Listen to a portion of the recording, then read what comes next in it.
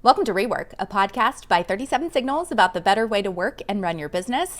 I'm your host, Kimberly Rhodes, joined by the co-founders of 37 Signals, Jason Fried and David Heinemeier Hansson. This week, I thought we'd talk about something I know a lot of small business owners and entrepreneurs struggle with, which is how to choose what to work on first, or simply picking your priorities. This is something 37 Signals knows a lot about as we're building new products, working on current products, working on a new version of ShapeUp, so many things going on all at the same time. So I thought we would talk a little bit about some of the ways that we choose what to work on first. Jason, I'm gonna open it up to you. I know you recently wrote something about this on your Hey World and shared some news with the company. So you kick it off. Sure. So priorities, well, I think the first thing is that they don't need to be permanent. They're sort of like, what do you think is important right now? And you have to commit to that because you don't want to like keep whiplashing people like back and forth, right? So you pick some things. What do you pick? You pick the best things you can based on who you have, what you want to do, what your thoughts are, what you think you can achieve.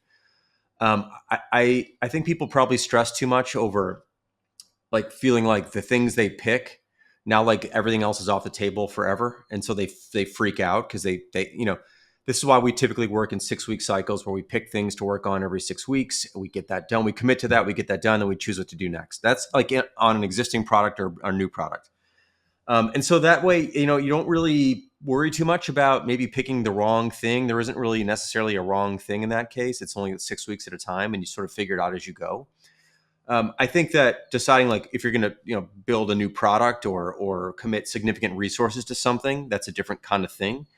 And I think even those are relatively flexible for most kinds of businesses like ours. Obviously, if you're Boeing or Airbus or SpaceX or one of these, like that's a different story. But when you're making software, you don't need to run your business as if you are a business that has to invest in factories and parts and supply chain. You can make things up as you go. You can be malleable. You can tweak as you go, feel things out, see where you're headed, and decide that when you're into something, if maybe it doesn't feel right or you just don't have enough people or someone leaves and you have to change priorities, that's okay too. Priorities are not permanent. That's the important thing here. But again, you don't want to just keep flipping back and forth because then people freak out. Then there's uncertainty. People don't know what to do. And I don't think you want to do that. So, for example, we've been working on 2 products at the same time, 2 brand new products at the same time for a while now, a few months, not a while, but for a few months. And we just had someone leave and we kind of used that as a moment to reflect on like, can we actually pull this off with one fewer person? And we decided, no, we probably can't. So, and what we're going to do is just pick one of those things that we were doing. Instead of do 2, we're going to do 1. And then we're also going to put some other resources into something else and pause something and kind of shift some things around. And it feels right. Like you post that message internally and people go, yeah, that makes sense. I think that's how you know you've picked probably a relatively good priority is like people kind of go, yeah, actually, that's what I think we should probably be doing anyway. In fact, I thought maybe what we were doing before was we're stretched too thin or we weren't doing the right things or whatever it might be. And of course, sometimes you're going to make a controversial call, which people have to eventually come around to. But I wouldn't freak out about it and sit around and have, months and months and months of meetings and discussions and debates about what you want to do. That's, I think, the bigger insight is you can change your mind if it's within reason and you have a good explanation behind why. I think one of the reasons why people can have a hard time changing their mind is because there's a sense of professionalism that comes from having a roadmap, having made decisions in a grandiose way at one point, and you set this long timetable. It imparts that you know what you're doing. And I can see where someone would get that from. When you look at the project managers who, as Jason say, have to figure out how to shoot rockets to Mars, yeah, you probably have to order the whatever shingamajing 2 years in advance, maybe. I mean, I don't know anything about rocket science, but I can imagine that, right? I can imagine when you're building a skyscraper that there's just certain planning steps that you have to get right and you have to get them right early. There's a lot of foundational work that you have to be spot on with. In software, that's not really the case. In fact, the opposite is the case. And Jason's written about this frequently, that when you make decisions far in advance of when you're actually going to do the work, you know nothing. Or at best, you know a little. You know much less than you would if you make that decision as close to the point of execution.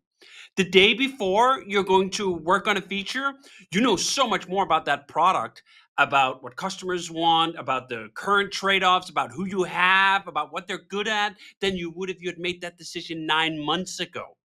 9 months ago, it's a guess. It's a guesswork. And I think that's one of the reasons why we've tried. Well, first of all, we don't have to try. We have no intention of seeming professional, right? Like, we're not trying to impress anyone. Neither Jason or I are sitting here in a suit.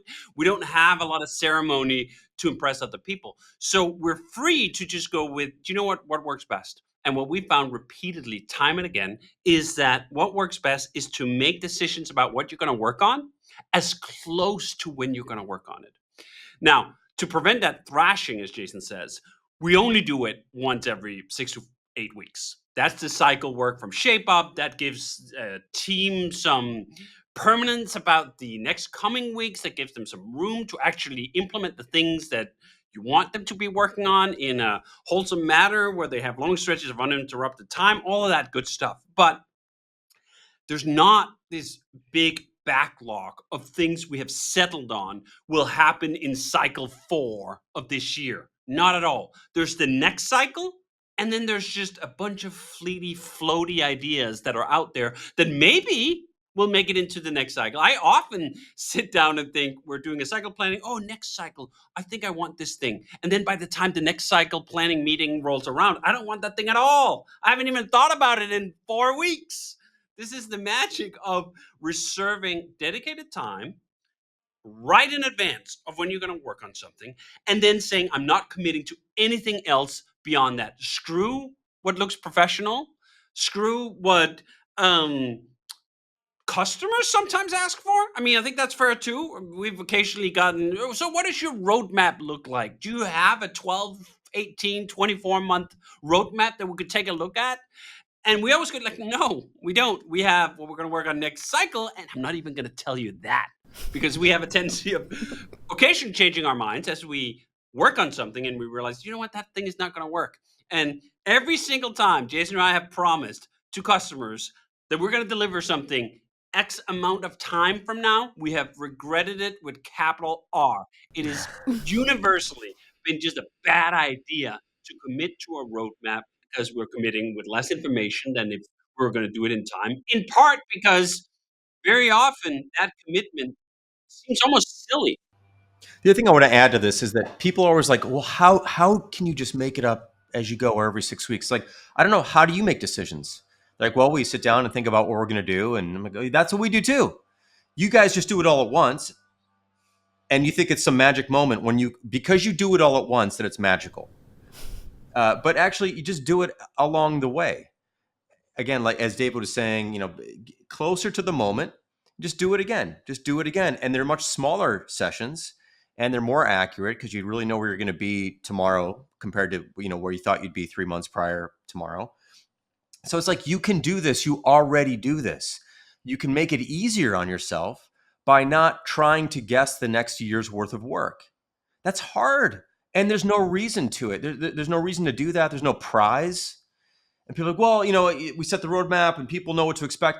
You can still tell them what to expect, just more frequently, versus imagining what the next, calendar year is going to look like. There's just no really good reason, again, unless you have a supply chain situation and vendors, and in some of those cases, those things exist. But let's face it, if you're making software, which most of our listeners probably are, you do not need to run a business as if you're trying to line up a supply chain.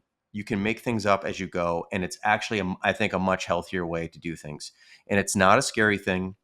And you're still making decisions, and you're still being thoughtful, and you're still thinking things through, and you get to do it more frequently. So you're probably going to get better at it as well. So there's nothing magical about doing it all at once in the past. I do think this idea of choosing priorities every 6 weeks is one of the biggest things that we hear from listeners, from customers, that they truly don't understand. Like, how do you not have a looking forward in 2 years, here's our big goal and plan? People are shocked. They're shocked by it. Now, I think there's that. And then there's also what I've lived under, worked under, is the extreme opposite. I'm not going to commit to anything. The boss marches into my office, every Monday, and he has or she has a completely new idea of whatever we should be working on. Like just this constant thrashing. You have multiple things going on at the same time. No one seems to have any patience to actually stick to the decisions that they made and to see them through into shipping software. So I could also imagine someone working in that situation and going like, well, be a little careful. Don't just give bosses who can't commit to something for 2 weeks, for 6 weeks, as we do, the license just to barge in whatever half-baked ideas that they have. And I think for us, that has been one of the magical things about Shape Up. I think both Jason and I do have this tendency that every Monday a new idea pops in our head and we get very excited about it and we want to see it put to life as quickly as possible. That urgency is part of being a founder, and I think a very positive part of it. But you also need some restraint. You need some restraint where you go like, ooh, I really want to do this, but we're halfway through the cycle. And if I then yank people off something I told them 3 weeks ago, A, they're not going to be very happy. B, it's not a very productive way to work. If you keep thrashing people between projects, they're just going to lose time in the thrash. And C, you may very well end up not shipping anything at all. So by saying, do you know what?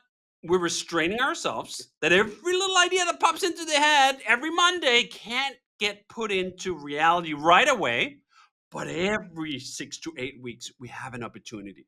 And that makes it easier. It makes it easier to go like, oh, okay. Like I have a good idea. I'll park it only for a little while, only until the next betting table. And what we find, of course, time and again, is that the idea you were super excited about that week, 3 weeks from now, maybe you're less excited, or maybe not. Maybe that idea is still just like ding, ding, ding, ding, ding.